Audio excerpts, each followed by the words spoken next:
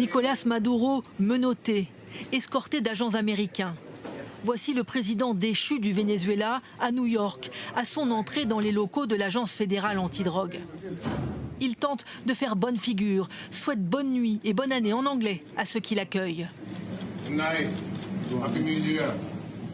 Son arrivée par hélicoptère dans la nuit à New York a été filmée en direct par les télévisions nationales. Sa silhouette sombre, son visage dissimulé sous une capuche, traqué. Nicolás Maduro, que les États-Unis accusent de narcoterrorisme, a ensuite été transféré dans une prison de Brooklyn, sous les cris de joie de quelques dizaines d'exilés vénézuéliens. L'épilogue d'une opération hors norme, dont les détails sont dévoilés les uns après les autres.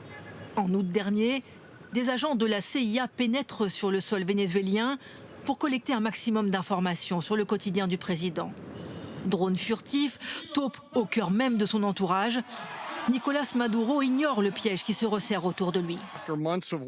Nous savions tout des déplacements de Maduro, de ses lieux de résidence, de ses déplacements, de ses repas, de ses vêtements et même de ses animaux de compagnie.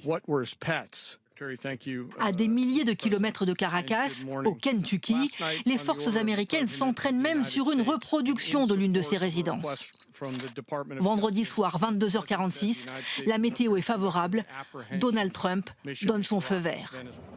150 hélicoptères, drones, bombardiers ont décollé de 20 bases américaines. À 2h01, des hélicoptères s'approchent de la résidence de Nicolás Maduro. Sa sécurité riposte. Un appareil est touché. L'unité d'élite Delta Force fait sauter la porte d'entrée. 5 minutes plus tard, Nicolás Maduro et sa femme sont capturés sans opposer de résistance.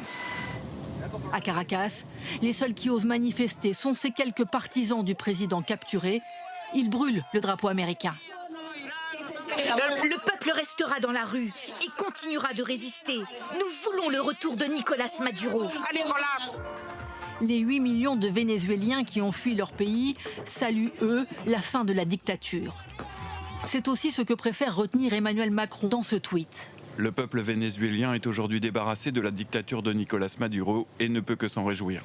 Le président français ne conteste pas la légalité de cette intervention, une position qui ulcère la gauche pour qui les États-Unis bafouent le droit international.